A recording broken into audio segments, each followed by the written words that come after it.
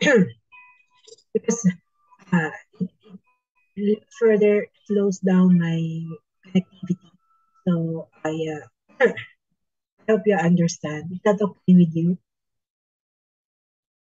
Hello? Are you there? Yes po, Doc. Hello? Hello, are you there? Yes po, Yes Doc. po, Doc.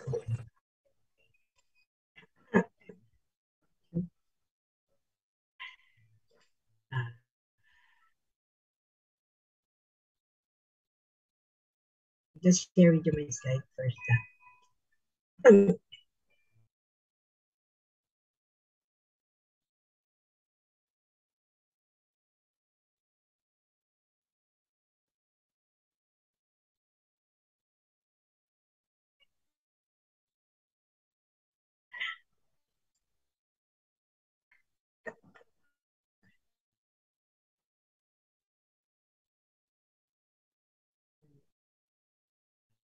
you hear me now clearly? Medyo mahina nga ang connectivity pero at least nadidinig na ninyo? Nadidinig na ninyo ako? Yes po. Thank you. Our topic for today is simply a continuation of pharmacokinetic, but this time we'll be talking about a specific aspect in kinetics, which is metabolism. Now, majority of issues associated with pharmacogenomics is with the safety of the drug. So, the objectives of today's lecture includes the following. So, we will define pharmacogenetics and pharmacogenomics, explain the importance of pharmacogenetics in drug therapy, enumerate the factors that affect drug response, explain the different causes of genetic polymorphism, describe the different types of genetic variation and how these variation affect an individual's response to drug therapy. And we will discuss some common genetic polymorphs that affect the pharmacokinetics, but also affect the pharmacodynamics and risk of adverse effects. And then we will predict the phenotypic expression of certain genetic polymorphs. So first, what is pharmacogenetics? It is the study of genetic influences on an individual's response to drugs. These include the analysis of specific genes that may predict the response of an individual to different drugs. Now, in pharmacogenomics refers collectively to all genes that influence response to drug and how genome-wide analysis may be used to identify such genes in search for a novel drug targets and key determinants of drug reaction. So the only difference between the two is that in pharmacogenomics, we study a lot of genes as opposed to pharmacogenetic, which involve only a study of a specific gene. So pharmacogenomics collective, no? Maraming genes ang involved. So let me just give you a brief description of how genetic polymorphism affect individual response. So, journal, there was an item in the journal of medicine entitled Pharmacogenetics of Morphine Poisoning in Breastfed Neonate of a Codeine Prescribed Mother. You see, from the title, you will realize that the mother was prescribed codeine, okay, who was apparently breastfeeding. And while breastfeeding, the morphine was excreted in the breast milk, which eventually caused the neonatal death. So the story started in April 2005 when a woman gave birth to a full-term healthy male infant via spontaneous vaginal delivery. So, the patient was apparently apparently well and was sent home. On the 7th day of life at home, the patient or the baby was noted to have periods of difficulty in breastfeeding and lethargy. And on day 11, they visited the pediatrician, who noted that the baby had regained his birth weight. So apparently the pediatrician noted that the baby is well, that there is nothing wrong with the baby. But on the 12th day of life, the baby developed gray skin. The milk intake was diminished remarkably. And on the 13th day of life, the baby was found dead. So 2 days after the baby was seen by the pediatrician. Okay? So the post-mortem analysis showed no anatomical anomaly. So apparently the baby is apparently well. But when they extracted blood to determine the concentration of morphine, it's noted that the baby, the blood concentration of morphine in the baby was 70 nanogram per milliliter. Okay? So apparently, neonates breastfed by mothers receiving codeine typically have morphine concentration of only 0 to 2.2. That's probably the reason why the obstetrician prescribed codeine. So what is codeine? Codeine is an opioid pain reliever. And in the States, it is legal. And uh, to prescribe codeine to mothers who has just given birth for pain relief. So apparently it is safe even for breastfeeding mothers because the typical morphine serum concentration is only 0 to 2 nanogram per ml, which is still safe, no, and supposedly will not cause any adverse effect. Currently, the concentration of morphine in the baby's blood was very high. No, it was noted to be at 70 nanogram per ml. No wonder the baby died. So, so the mother was prescribed a combination preparation of codeine and paracetamol, which is a normal prescription given in the United States after birth for episiotomy pain. Kasi nga, di ba? Continuous delivery. So initially, 2 tablets would be given every hour and then it would be reduced to half dose from day 2 because it can lead to somnolence and constipation. So she continued the tablets for 2 weeks. Because of poor neonatal feeding, the mother decided to store her breast milk on day 10. When as they assayed the breast milk, they found out that the morphine concentration in the milk is 87 nanogram per ml. Okay? As opposed to the typical range of milk concentration after repeated maternal codeine is only 1.9 to 20.5. So, what could be the reason for the very high blood concentration of morphine in the breast milk that led to a very high morphine concentration in the blood of the neonate? So upon genotyping, the mother was found to have the heterozygous for CYP2D6 star 2A allele, CYP2D6 star 2 with 2 gene duplication. So again, what is allele? Allele is allele is it's a different form of DNA sequence in certain locus in DNA. So kapag nakita nyo na naka-italicize, this refers to the gene that encodes for CYP2D6 enzyme. Remember in last week when I talked about metabolism, phase 1 metabolism, we talked about a group of enzymes, the cytochrome P450 enzymes, responsible mostly for oxidation reaction in phase 1 metabolism.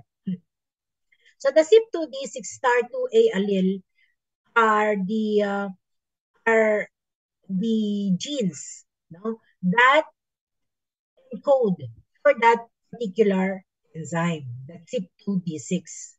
Now, upon genotyping, as has been mentioned, the mother has heterozygous for CYP2D6 star 2A allele and CYP2D6 star 2 gene duplication. So what does it mean? So there were duplication of the CYP2D6 gene that encodes for the enzyme, CYP2D6 enzyme. So the mother had three functional CYP2D6 allele, which phenotypically expresses as a rapid CYP2D6 metabolizer. So, yung gene na nakita sa nanay, nag-cause nag-encode for an enzyme which has a very rapid activity. Oo. Tinawag na yung nanay is an ultra-rapid metabolizer. Yun yung phenotypic expression ng kanyang CYP2D6, no? Allele. So this extra CYP2D6 enzyme in the mother resulted in increased demethylation of codeine to morphine. Ibig sabihin, because of the genetics, because of the genetic characteristic of the mother, she was able to metabolize codeine very rapidly and convert it to morphine. Remember last week when I say metabolism, it refers to the biotransformation of xenobiotic to its active or inactive metabolite. It's an example of a prodrug. So it has to be metabolized in order for it to release its active ingredient, which is morphine. Okay? So that was probably the reason why the breast milk of the mother contained very high level of morphine, which is not commonly seen in the general population. Okay? So nakita nyo yung effect na yun, no? Kapag hindi na-discover, kung wala pang pharmacogenetics noon sa morphine, malamang mapagsuspetsahan yung nanay na nag-abuse ng gamot, di ba? So, iisipin mo, siguro drug abuser yung nanay, tapos ang taas-taas ng morphine level. Pero it was found out that it was because of her genes that caused her to metabolize the drug in a very rapid manner that caused a very high level of codeine in the breast milk, causing ultimately the baby die kasi yun yung baby. Okay? So yung nanay was not found guilty. So, nakita niyo yung hirap nung nangyari, no? Sa nanay, especially if this would have been her first baby. So the goals of pharmacogenetics and pharmacogenomics is to optimize drug therapy and reduce drug toxicity. Okay? So the ultimate goal is a personalized medicine in the future where a person's genetic makeup will be determined via blood testing, and from there would be able to determine whether the patient has a gene that expresses a different phenotypic expression of a particular characteristic, especially in terms of drug metabolism. Now, because of this, that currently, what we're doing is that we look at patients with same signs and symptoms. Okay, some patients patients would come to us, we would do physical examination, and then from history, we'll see the signs and symptoms. But with the same diagnosis, we give same medicine for every individual. But even if we give same medicine, people will manifest different effects. There are those who would feel better after taking the medicine, while there are those who would develop adverse reaction. Diba? Yun yung nangyayari ngayon eh. Kasi one medicine for all. So, ang promise ng pharmacogenetics is to eventually personalize the medicine. So, in this case, the patient is compatible with the medication that was given, so patient improved without any adverse reaction. On the other hand, here, it seems that the drug is not compatible with the patient because instead of improving, the patients manifest with other signs and symptoms.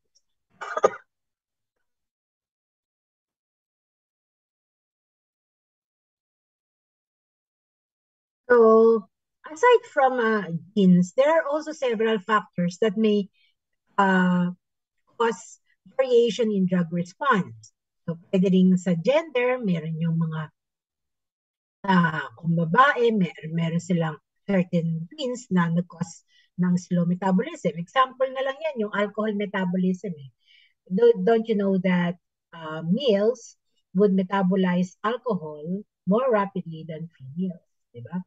How about age? Ganun din. So yung mga very young patients will not be able to metabolize certain drugs. No? Now, body mass. So it has something to do with the distribution of drugs. Pag masyadong malaki yung pasyente, tapos fat-soluble yung drugs, pwedeng ma-accumulate yung drug doon sa fat. That may cause variation in drug response. Then, presence of other drugs, ito yung pinag-usapan nating drug-drug interaction. In the same manner sa food, no? Yung diet. Pwedeng magkaroon din food-drug interaction, disease types. Halimbawa, may liver disease ang pasyente. Then, environmental factors such as exposure to toxins. And lastly, genetic factors, which is responsible for 20 to 90% of variation in drug response. Kaya, diba, mayroon tayong nadidinig na nahihiyang, diba? Sabi nila, siyang ako dun sa gamot na binigay ni doktor kaysa yung gamot na prescribe sa akin ng isang doktor. Diba? May mga ganon. Pareho namang gamot. Pero, bakit magkaiba yung pareho namang gamot para sa high blood, halimbawa mo, pero meron yung mga gamot sa high blood na binigay sa ibang pasyente, okay naman daw sa kanila. Pero doon sa isang pasyente, nung ininom niya yung gamot, marami siyang nararamdaman na kakaiba. No? Di ba? Yung hiyang-hiyang, that probably is explained by the genetic variation. No? So variability is the law of life. And in as much as no two faces are the same, no two bodies are alike, and no two individuals react alike and behave alike, even under abnormal conditions, which we know as disease. So, ganun din naman sa sakit, di ba? Pwede tayong mag-manifest ng iba-iba. Di ba? Katulad nung nauna yung COVID, no? Yung iba nawawalan ng amoy. Yung iba naman, manifestation, sobrang hirap sa paghinga. No? Iba-iba. So, genetic variation refers to diversity in gene frequencies. So, ano ba yung so, di ba, gene is a basic unit, it's a basic hereditary unit. Di ba? Yun yung gene. So, it is the fundamental unit of heredity. And it is consist of a sequence of nucleotides, di ba, sa DNA, yung adenine, guanine, cytosine, and thymidine. And they are all located in a particular position in a particular DNA strand.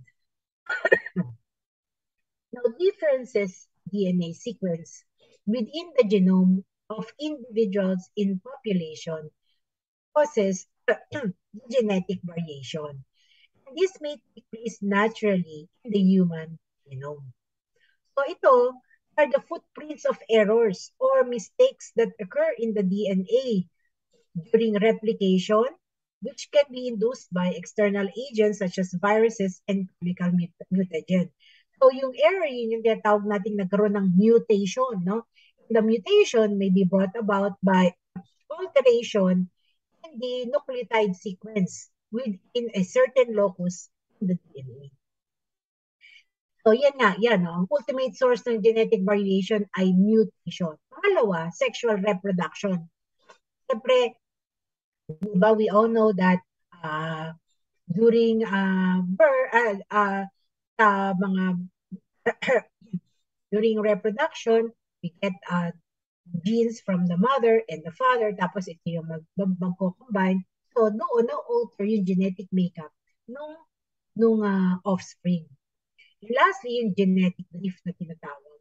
Ang genetic drift is the random fluctuations in the frequencies of alleles from generation to generation due to chance events. So yung nagbabago, no, yung frequency ng allele is brought about. And another a factor that could contribute to this genetic drift is still mutation.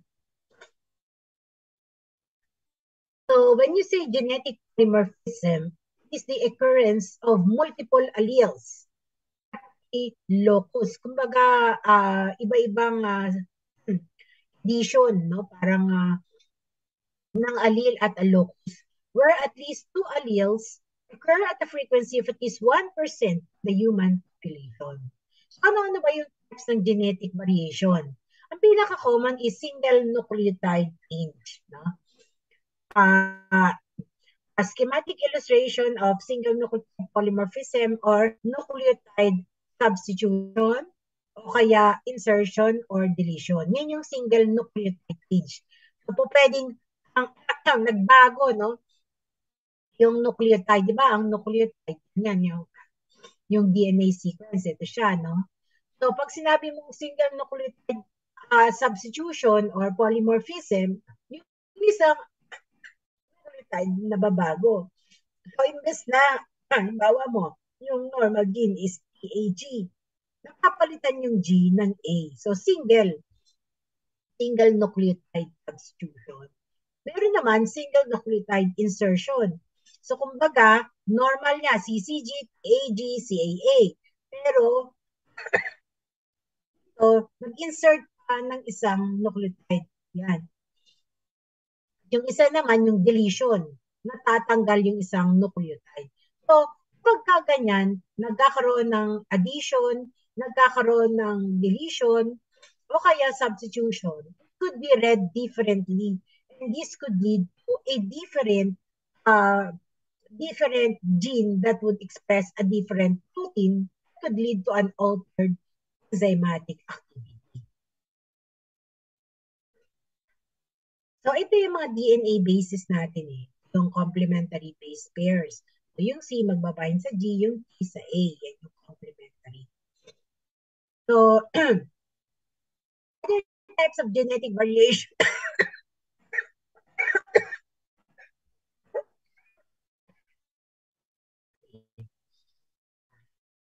siya na kayo ha. True to scientific. Bakit ako?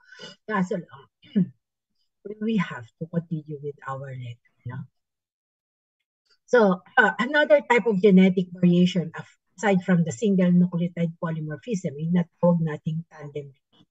O pwedeng short tandem repeat or variable number of repeats. Dito, yung DNA sequence, halimbawa mo yung paulit-ulit na nare-repeat.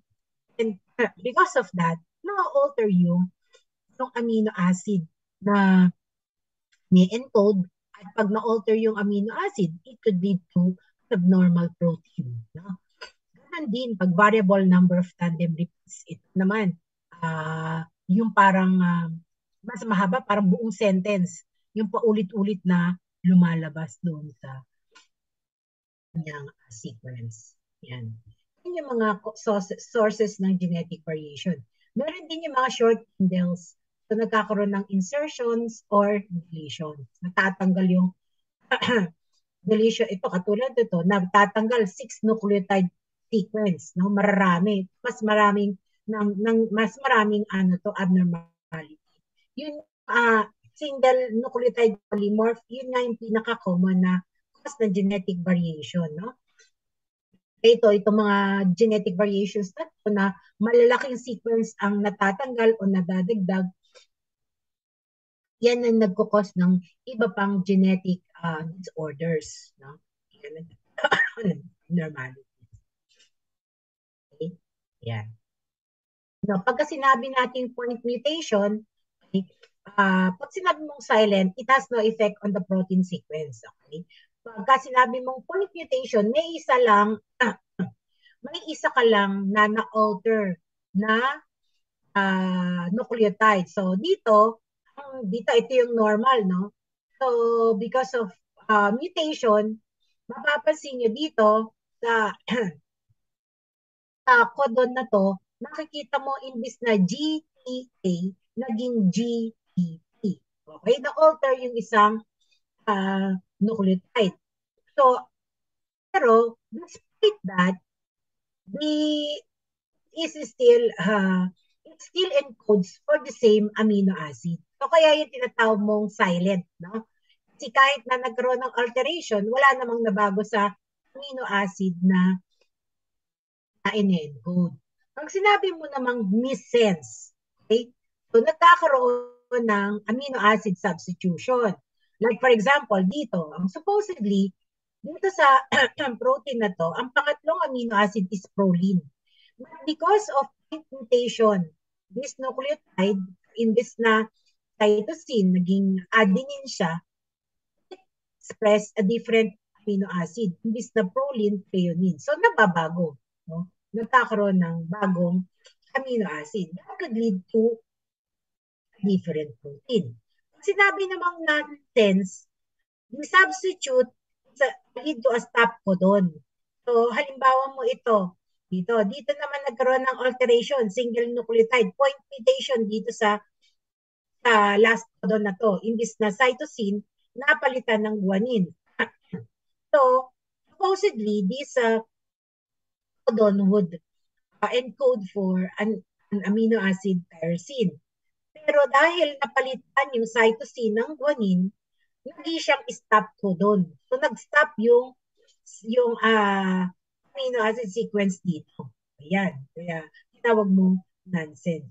Kaya naman frame shift mutation, insertions or deletions of nucleotide result in a shift in the reading frame.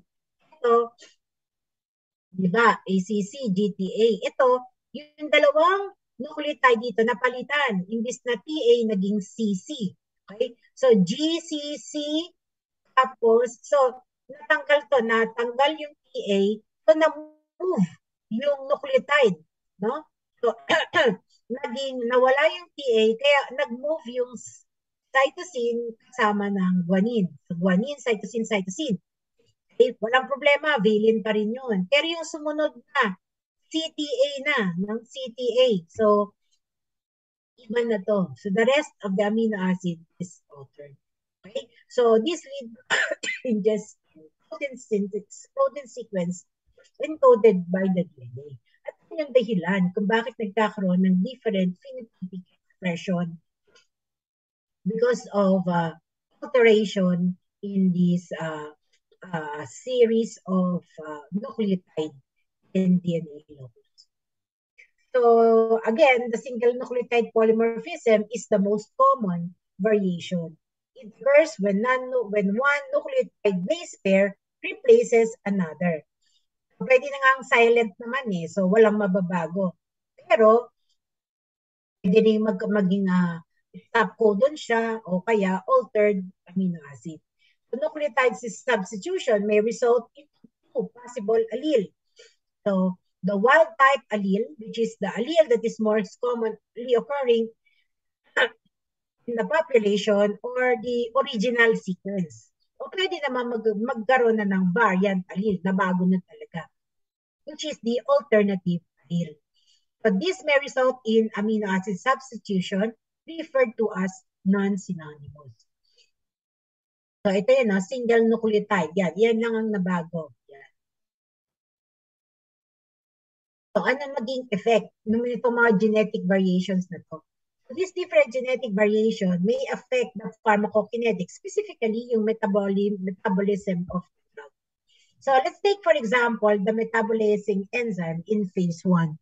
Sabi natin sa phase 1 metabolism, it involves oxidation, hydroxylation, oxidation, di ba?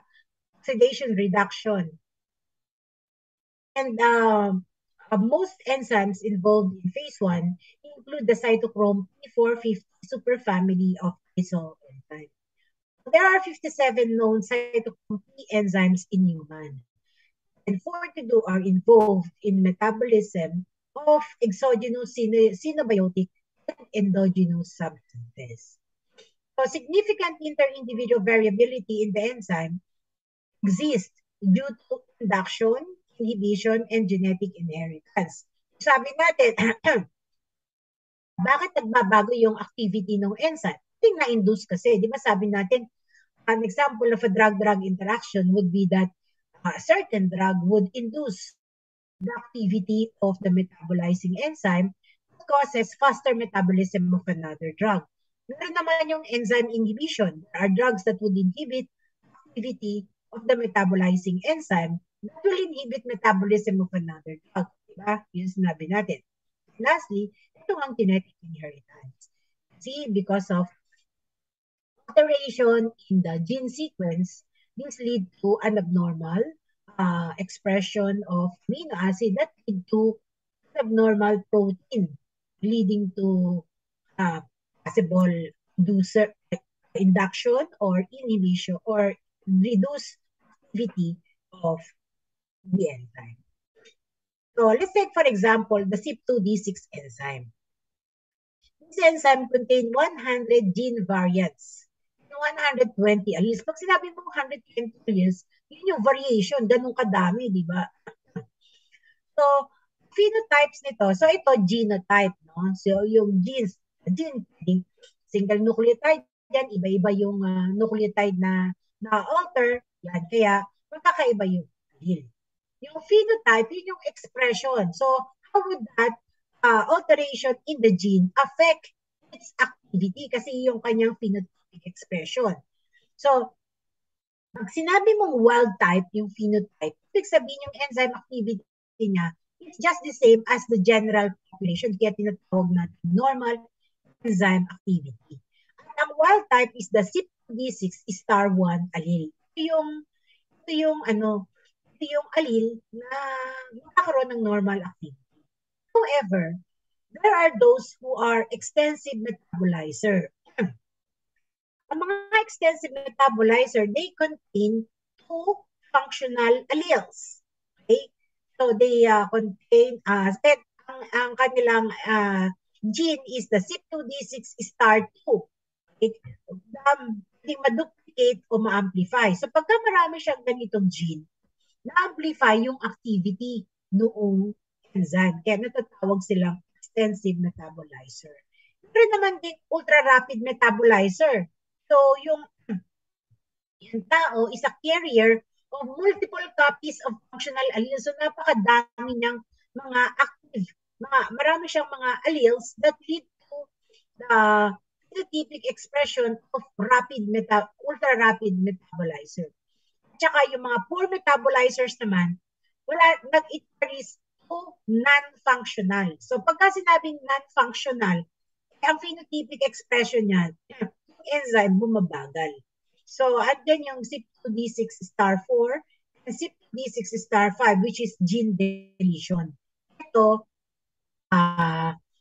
alteration. So, this lead to defective splicing that leads to an inactive enzyme. Ito naman, pag gene deletion, nawawala yung enzyme.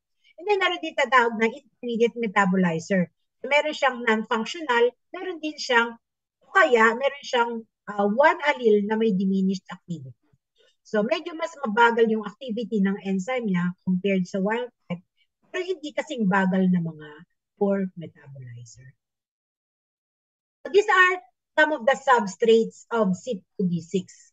So yan na nga, yung codeine, yung tramadol, yung mga anti-arrhythmics, yan. Marami siyang substrates, no? Mapasin nyo, different CYP2D6 enzyme may metabolize several drugs, no? Isa lang siya, ang dami niyang substrate yan. So, anong clinical application nito?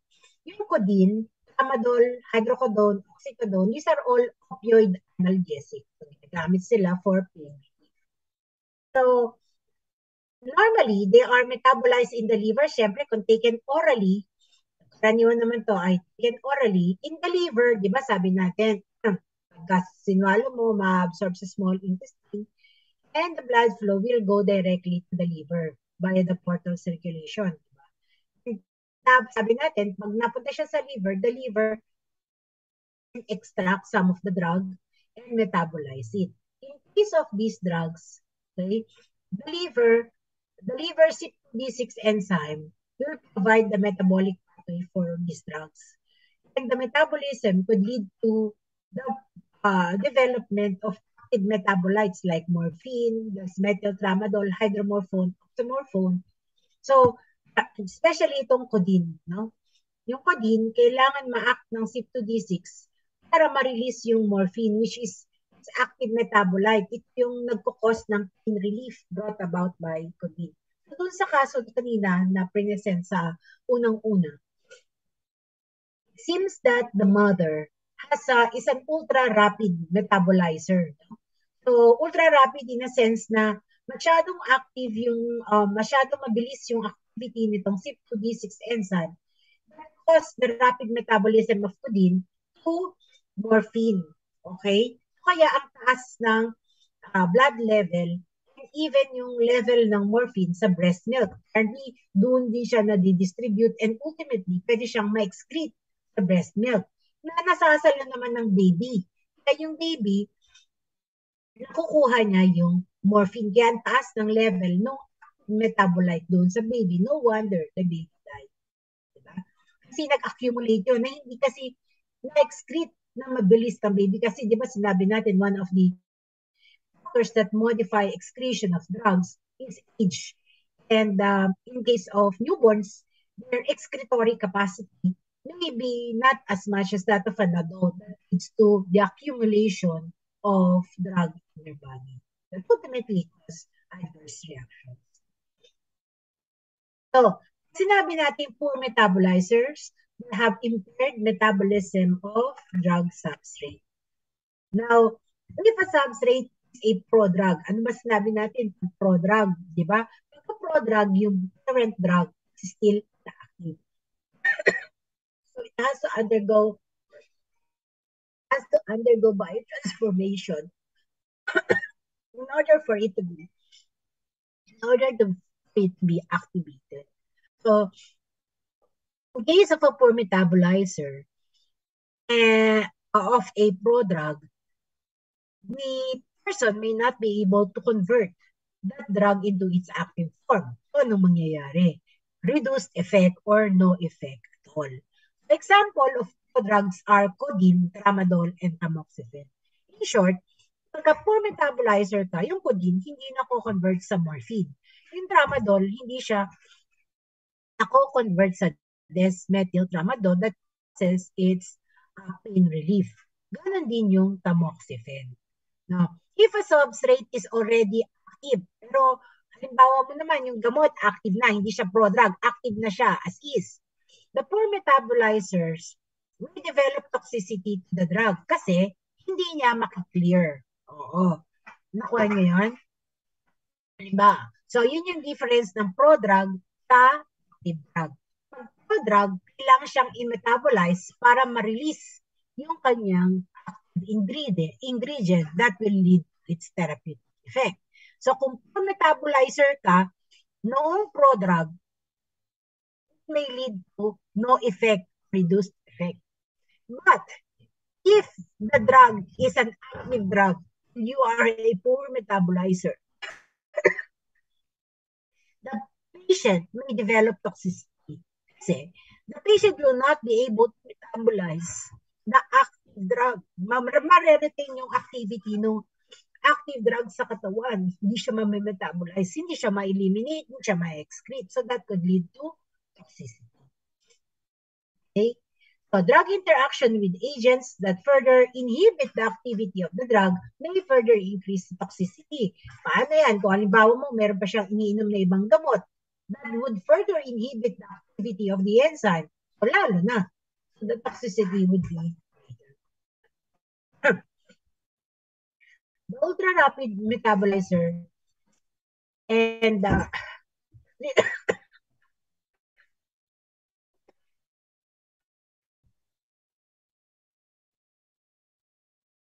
ultra-rapid metabolizer, extensive metabolizer, they metabolize drugs at a very rapid rate. So that can lead to diminished effectiveness of an active drug naman. Halimbawa mo, active drug yung binibigay, pero dahil napakabilis ng metabolism, nangyayari yung serum, yung blood concentration ng drug, mabilis bumaba. Kasi next na may metabolize agad-agad eh. No? Pero, if a drug is a prodrug, anong nangyari kung extensive metabolizer? Naku-convert agad yung prodrug its form. Yung active form, yung active ingredient, yun yung tumataas. So in case of codeine, extensive metabolizer yung nanay, tumaas yung level ng morphine sa katawan. And that leads to toxicity. Yung intermediate metabolizer, yan, pwede kang magkaroon na lang ng dose adjustments. Now, another enzymes that may be affected by genetic variation is the phase 2 metabolizing enzyme. So, di ba conjugation pagka phase 2? So, you have your glutathione S-transferase, thiopurine S-methyltransferase, and acetyltransferase, and uridine diphosphate glucuronidase transferase. So, these enzymes metabolize these drugs. Ayan. So, genetic variation may also occur in the phase 2. Ano ba yung phase 2? Di ba? In phase 1, the metabolites to be active or inactive. If they are inactive and water-soluble, they are excreted. Pero pagka active pa rin yung metabolite and they are lipid-soluble, they go to phase 2. Phase 2, metabolism leads to polar water-soluble metabolites that ultimately are excreted in the body. So let's talk about PPMT. Yan yun, thiopurine S-methyltransferase enzyme. So, PPMT has 4 mutant alleles. So, apat daw yung mutant allele niya, yung parang abnormal. So, the most common is the TPMT star 3A. The others include star 2, star 3B, and star 3C. So, ano ang phenotypic expression nitong mga to? Yung TPMT star 3A, yan yung high activity. So, ang phenotypic expression niyan, rapid metabolizer. Tapos yung TPMT star 2, intermediate. Yung star 3B and star 3C, wala silang activity or very low activity. So, star 2, star 3A, and star 3C account for 80-95% of intermediate or low enzyme activity. Okay? So as an example of drug, which is a substrate for this enzyme, is azathioprine. Now, azathioprine is a prodrug. It is converted to its active form, which is 6-mercaptopurine. Okay? Now, 6-mercaptopurine is acted upon by the following enzymes, ultimately leading to the formation of 6-thioguanine nucleotide, which is toxic to the cell. Cause suppression, which is basically the reason why this is given. Ang azathioprine kasi binibigay para prevent, halimbawa mo yung rejection ng kidney that was transplanted to an individual. So, it is an immunosuppressive therapy to prevent rejection. So, the primary principle for its immunosuppressant activity is the 6-thioguanine nucleotide, which is a metabolite of the drug. Now, the immediate metabolite of azathioprine, which is 6-mercaptopurine, may undergo any of these three pathways. So, pag ito na-convert sa 6-thioguanine, yun yung kanyang therapeutic effect. But, concomitantly, it can be acted upon by xanthine oxidase enzyme that will oxidize the metabolite and ultimately makiklear sa katawan. So, hindi naman lahat ng mercaptopurine ay mako-convert dito. Yung iba, makiklear na. Pero ang major pathway for its clearance and elimination is via the TPMT enzyme. So the TPMT enzyme will convert 6-mercaptopurine to 6-methyl mercaptopurine that is cleared from the body. Okay.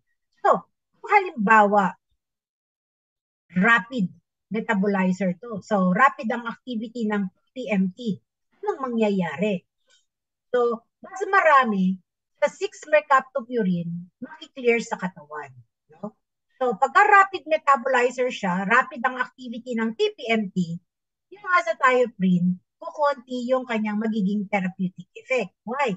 Because majority of its active metabolite 6-mercaptopurine will be acted upon by TPMT, converting it into water-soluble byproducts that is cleared from the body. Paano naman kung slow metabolizer?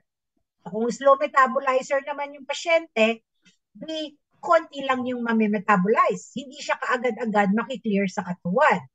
So most of the 6-mercaptopurine will be oxidized. No? It will follow this pathway. Yun lang yung paraan para siya ma-clear sa katawan. So, ibig sabihin, pwedeng mag-accumulate yung 6-mercaptopurine. No? Kasi kung slow ang activity ng TPMT o wala siyang activity at all, mag-accumulate ang 6-mercaptopurine. And this will lead to high level of 6-thioguanine nucleotide. Okay, so this will lead to more cell immunosuppression. Yan naman ang pwede magkaroon ng adverse effect. Kasi kung maraming cells naman ang nasuppress niya, even the normal cells, no? Yan na mangyayari. Pwede magkaroon naman ng adverse effects. Okay? So, the accumulation of TGN after 6-mercaptopurine therapy leads to the hematopoietic toxicity and its anti-leukemic effect. So, cellular accumulation of the TGN is inversely related to the TPMT activity. Ito yung TGN di ba? So, kung halimbawa, pag sinabing mong inverse, pag mataas ang activity ng TPMT, bababa yung TGN kasi mamimetabolize. Kung mababa ang activity ng TPMT, mataas yung TGN. Diba? Yun. Kaya, inverse ang relationship nila. High TPMT activity will shunt more drug down to the methylation pathway so that less drug will be converted to TGN. Kung deficient naman yung TPMT, it will lead to accumulation of TGN. Okay? In the erythrocyte, that could lead to hematopoietic toxicity requiring the dosage to be reduced. So the use of azathioprine in patients with TPMT deficiency resulted in death kasi nagkakaroon ng neutropenic sepsis. Kasi nga, di ba, ang immunosuppressive activity niya is brought about by decreasing the neutrophils. Yun. So, nakikita ninyo yung importansya ngayon ng genetic determination. But we're still so far away from this now. I don't know if our country already has means for detecting the genetic polymorphism. Now, there are certain drugs. However, even in other countries, hindi naman lahat ng drugs na yun natitest yung genetic variation o yung allele para sa enzyme. Hindi natin nakakaracterize yun. So, yun yung problema natin when we are using the drug. Kasi we are using azathioprine in as much as we are using mercaptopurine. Now, another thing that can be affected by genetic polymorphism is the transport of drugs. So, di ba, sabi natin, kailangan natin ng drug transporters. Remember, in pharmacokinetic, for drug to permeate membrane, sometimes they need transport, especially for highly charged molecule, the hydrophilic molecule, and the molecules with large molecular weight, they would require transporters in order for them to be transported to the other side of the membrane. So, yung mga drug transporters, they facilitate the drug transport from the intestinal lumen to the capillaries, or they may facilitate excretion of drugs to the bile and the urine, or they are also responsible for the transport of drug across the blood-brain barrier. Di ba sabi natin, ang blood-brain barrier, mahirap permeate ng drug because of the characteristic feature of the endothelial cells lining the capillaries. So, majority of drugs would either be lipophilic and low molecular weight. So, for big molecules, they require transporters. Yan. And then lastly, mga transporter is also responsible for the uptake of drug to target cells. Okay? So, genetic variations for drug transport proteins will affect the distribution and may alter the concentration of drug to its therapeutic site of action. Diba? Ayan. An example of transporter is the PGP protein. Okay? So, the PGP protein is an efflux protein. Kaya kita mo siya, ito siya, oh. Pero transmembrane ang location nitong transporter na to. Kailangan lang nandiyan siya talaga sa membrane kasi ang role niya is to pump drug out of the cell. Yan ang ano niya. So this PGP protein is an active transport. It requires energy and it goes against a concentration gradient. So itong mga drug na to, yung mga Vinca, this is used for, and anthracyclines are anti-cancer drugs. Digoxin is drug for heart failure.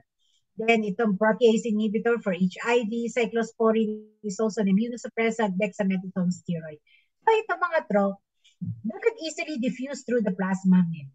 However, in the presence of PGP protein, they will be transported out of the cell so that their accumulation within the cell, okay, is monitored by the PGP protein. Hindi siya basta-basta mag-accumulate sa loob kasi some of them would be pumped out of the cell.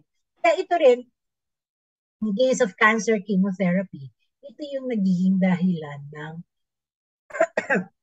na decrease therapeutic effect ng sabot.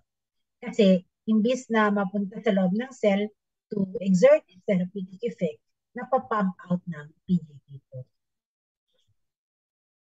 So yan, as I've said, it is energy dependent efflux pump. No? Sa pag-efflux, yung nakapasok sa loob ng cell, ilalabas yan. So this PGP protein is encoded by the ABCB1 gene, also known as the multi-drug resistance 1 gene. So they are a member of adenosine triphosphate binding cassette transporter superfamily. So meron siyang ATP. So therefore, active transport siya. Okay? So it is responsible for so it is the one that actively pumps out anti-cancer agents from cancer cells. Yun yung nagko-contribute sa kanyang multi-drug resistance for cancer chemotherapy. Pag masyadong maraming PGP protein, may mga anti-cancer agent na hindi po yun. So PGP is distributed even on normal cell type. So pwede siyang kita sa intestinal enterocyte, hepatocyte, sa proximal tubule, and endothelial cells that line the blood-brain barrier. So yung PGP protein lining the blood-brain barrier, has a protective role. So it protects the brain from being invaded by toxic substances kasi siya yung mag-pump ng mga substances na yun out of the brain. Pero yung mga PGP protein sa intestine, halimbawa mo, it prevents absorption. Kasi imbis na ma-absorb, itatapon niya sa intestinal lumen. Sa renal proximal tubule, yung PGP protein is responsible for the reabsorption of molecules. So, hindi pala, for the excretion pala, active secretion of drug molecules. So that increased intestinal expression of PGP can limit the absorption of its substrate, reducing their bioavailability. Decreased PGP expression may result in, kung mababa naman ang PGP, mataas naman yung therapeutic plasma concentration of relevant drugs kasi lahat na lang ma-absorb, walang mag-i-efflux. So it can lead to toxicity. Yun yung premise nun. So the primary drugs affected by PGP include digoxin, the immunosuppressant cyclosporin, and tacrolimus, and antiretroviral drug, the protease inhibitor, used for treatment of HIV. Another transporter is the OAT. It is a member of the solute carrier transporter family expressed by the SLCO1B1 gene. Okay? So itong SLCO solute carrier protein 1B1 encodes for the OAT. And this OAT mediates the uptake of a drug used for treatment of hyperlipidemia, yung ginagamit pang treatment sa may hypercholesterolism, yung mga HMG-CoA reductase inhibitor. Kasi ano bang nangyayari? So these drugs, the statins, once they are taken orally, they go to the liver. Okay? Now, statins, as I've said, they lower the LDL cholesterol. Pero ang adverse but it's commonly associated with myopathy, muscle pain, or weakness. Yun yung common adverse effect, especially if it is given at increased dose. Or if it is given with another drug or food that increases its bioavailability. So, kung halimbawa, ang function ng gene mo, reduced function ng SLCO1B1 gene, so that means bababa yung OAT activity. This is associated with higher statin concentration. Okay?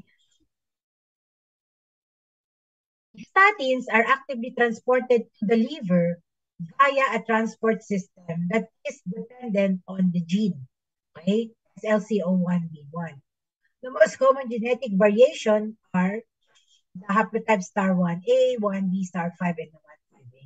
So several studies, especially using the proboscidin, showed that the haplotype star 1B is associated with decreased plasma area under the curve, or ibig sabihin plasma concentration, which implies na may accelerated hepatocellular uptake.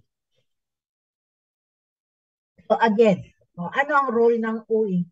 It is a transporter that carries the drug inside the hepatocytes. Okay. Sabi,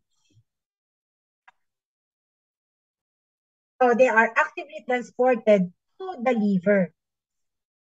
Ano ang target organ ng statin? Target organ ng statin is the liver. Doon siya mismo mag-aak. Kaya nga pagka tinake mo orally, pupunta siya sa liver, okay. Okay, kasi ando doon kaagad yung target niya. So, ang ini-inhibit niya yung enzyme which is located in the liver. So, the greater the liver uptake, the better would be the activity of statin. Oo. Pagka-accelerated ang hepatocellular uptake, ibig sabihin, the drug stays in the liver where it exert its therapeutic effect. Pagka naman yung mga haplotype na may star 5 and star 15, mataas daw yung plasma AUC. So ano ibig sabihin nun? There is increased plasma concentration of the drug. Meaning to say, pagdating sa liver, hindi siya kaagad na-pick up ng liver cells. Saan na pupunta yung drug? Nasa central circulation. Eh, di ba sabi natin, ang target ng drug is the liver. So the higher the plasma concentration of the drug, the lesser is the hepatocellular uptake. And that means it lead to less therapeutic effect. Ano mangyayari kung tumaas ang plasma concentration ng gamot? Pwede siyang mag-manifest ng mas maraming adverse effects. Kasi, tandaan natin na yung gamot, target talaga niya sa liver. So the lesser the AUC or the plasma concentration, it means that the drug taken up in the liver. So hindi siya masyadong magkukos ng maraming adverse effects. Okay? So 521C allele was associated with increased incidence of less severe yet troubling adverse effect that include myalgia. Pero hindi naman daw nag-cause ng mataas na creatinine kinase. Kasi ang pinaka ayaw ng pasyente sa HMG-CoA reductase ay yung adverse effect na nagkakos ng myalgia, myopathy. Yun yung kaya rin yung dahilan kung bakit hindi nila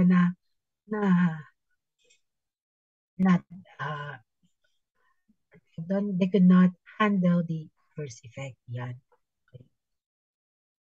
So, ibig sabihin, if the O80 activity is better, the lesser would be the adverse effect. That would mean greater hepatocellular uptake of the drug. Pero kung low ang activity ng O80, then there will be less hepatocellular uptake, higher plasma concentration, leading to adverse effects. Yan.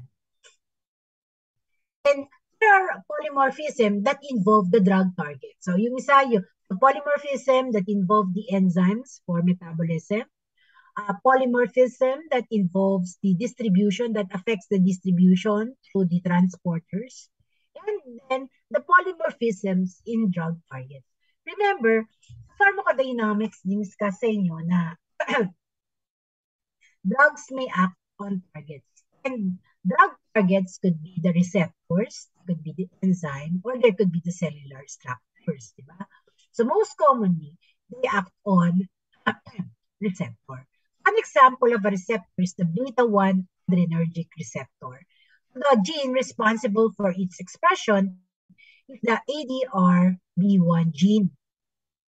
Beta-1 receptors are located in the kidneys and in the heart. It is involved in the regulation of heart rate, cardiac contractility, and blood pressure. There are two non-synonymous single nucleotide polymorph in the ADRB1 gene, which are located at codon 49 and 389. Okay? Dito, yung serine na sa-substitute ng glycine na amino acid. So 389, bis na arginine, ang na-express ay glycine. Okay? Serine of 49,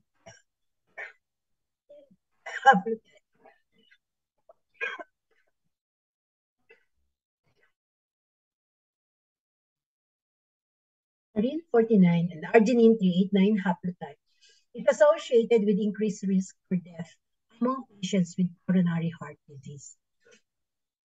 So hypertensive patients with homozygous for serine 49 and arginine 389 haplotype will have better blood pressure reduction when given metoprolol. Okay? Ibig sabihin, yung beta-1 receptor na merong ganitong type ng amino acid sequence, mas effective sa kanila yung metoprolol. Yun namang patients with coronary heart disease na meron daw ganitong haplotype na binigyan ng atenolol, they have better prognosis. Now, so ibig sabihin, this amino acid substitution in the sequence of the beta-1 receptor makes them responsive to beta blockers. Now, very responsive sila.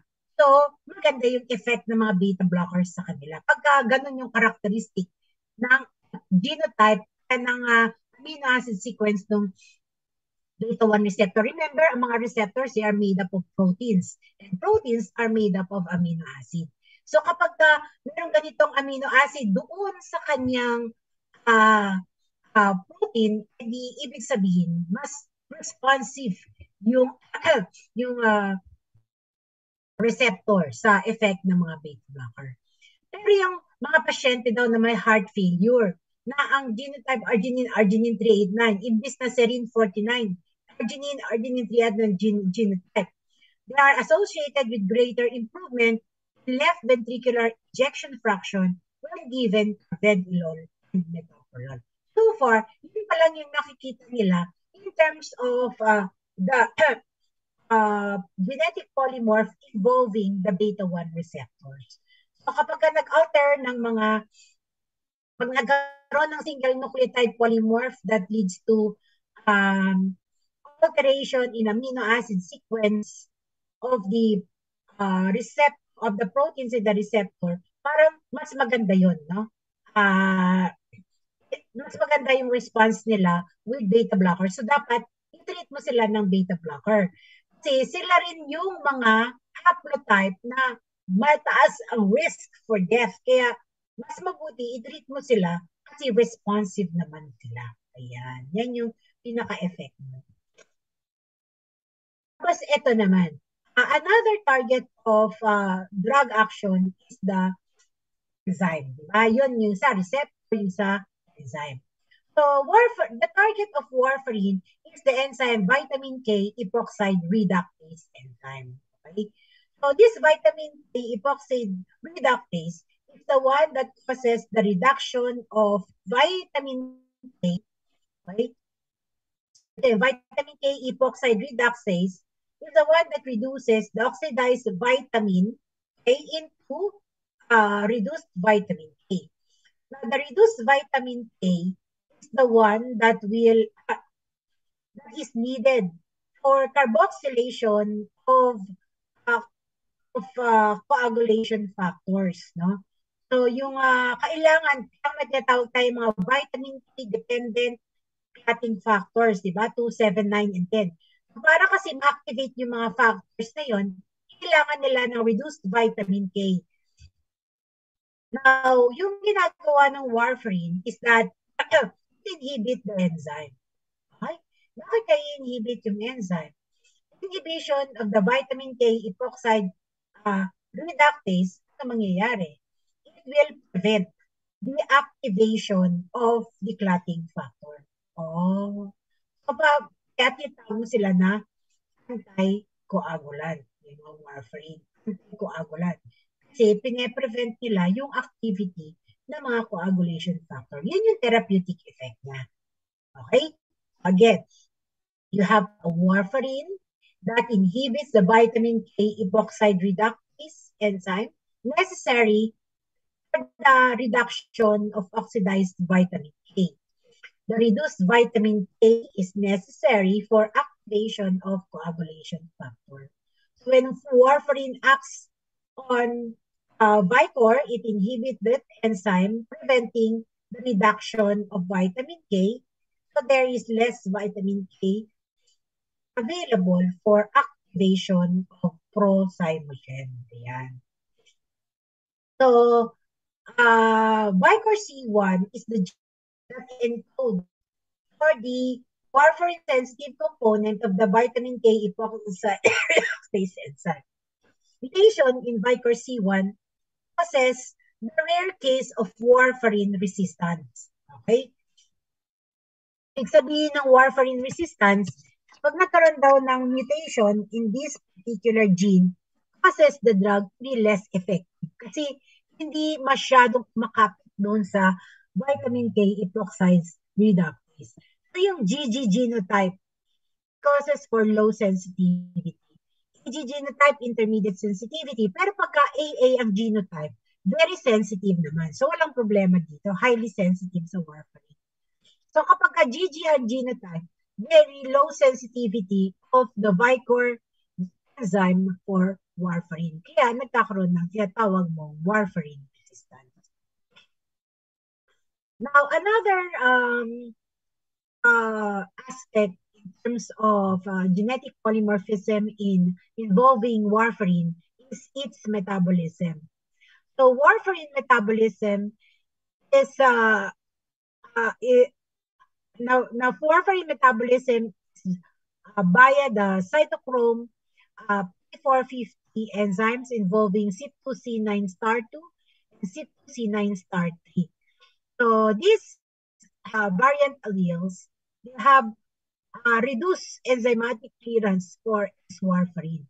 So kung hindi makiklear yung warfarin, taas yung warfarin level, that leads to sensitivity. That could lead to more bleeding kasi tataas ang warfarin. Kung mataas ang warfarin, less vitamin K. So, bababa yung mga activation ng coagulation factor. Kaya, this could lead to bleeding. So, for patients with these types of variant alleles, those adjustments may be necessary. Then we have the human leukocyte antigen gene. This human leukocyte antigen gene is linked to serious, potentially life-threatening adverse skin reaction. Like, for example, Steven Johnson, the toxic epidermal necrolysis associated with certain drugs like carbamazepine and phenytoin. And even yung anti-rheumatoid na allopurinol. Okay? So kapag meron kang HLA-B star 1502 allele, it increases the risk of toxic cutaneous reactions to carbamazepine. So yung risk na magkaroon ka ng Steven Johnson pag nagka ng carbamazepine if you have this type of allele. Kung kaya yung star 5701 allele, sa Bacavir naman. At star 5801 allele associated naman with allopurinol. So, pag alam natin yung genotype ng pasyente, we could prevent this severe adverse reaction. So, probably you've heard of patients who had Steven Johnson because of intake of certain drugs. Sa mga antibiotic, yung sulfa drugs. Antibiotic, iba sulfa drugs. No? Yung carbamazepine, phenytoin, these are anti-seizure drugs. Yung allopurinol, this is used for rheumatoid arthritis. Not rheumatoid, it is used for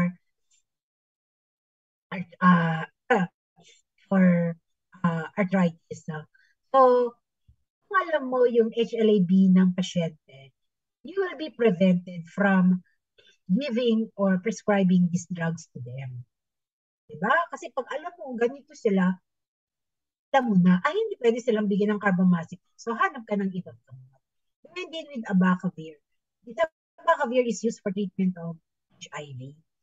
Kapag meron silang ganitong alin, hindi ito i-prescribe mo sa kanila. So, yun yung beauty ng genomics. No?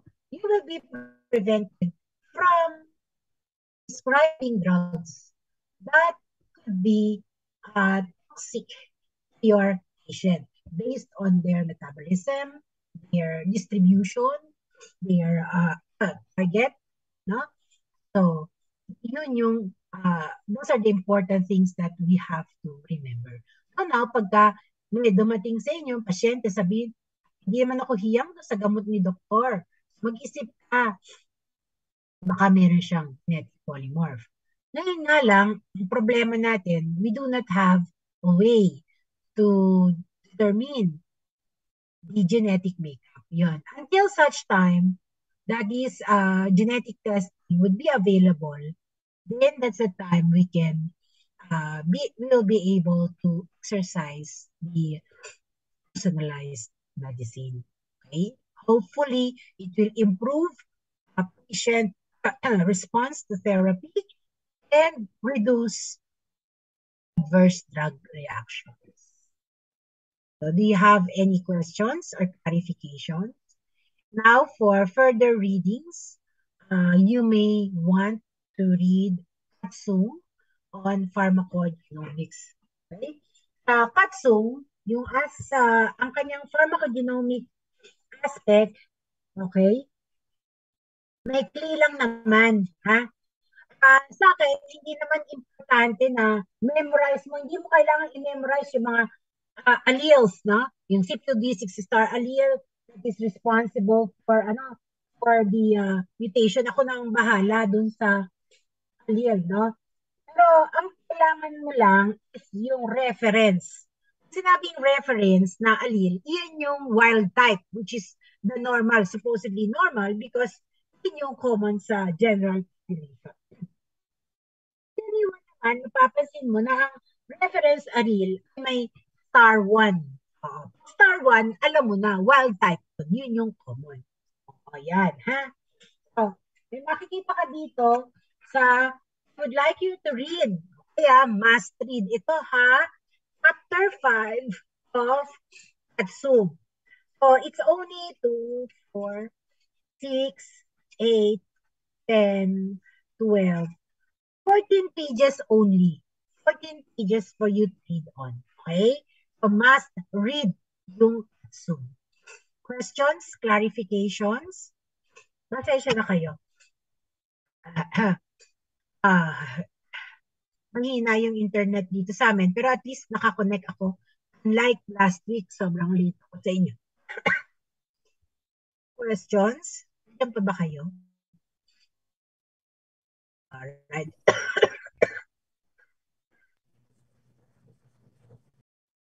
Stephen, you have a question? None po.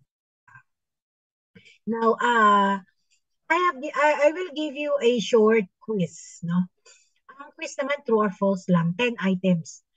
It will start at, I think, 9:30 ko. 9:30 ko inilagay. Now, for the rest of the hour, I will leave you to study the rest of my slides. I will upload it now, and then you can go about and read it so that you can answer for the quizzes. Okay ba yun? But please remain here online. Dr. Reyes will be the one to end the session. Okay? So during the quiz, you will be asked to turn on your cameras. Nakita niyo na ba yung link ng quiz? Can you please take a look? Kita na po, Doc. Kita na. Okay, so 9:30 naman, ha? Sige.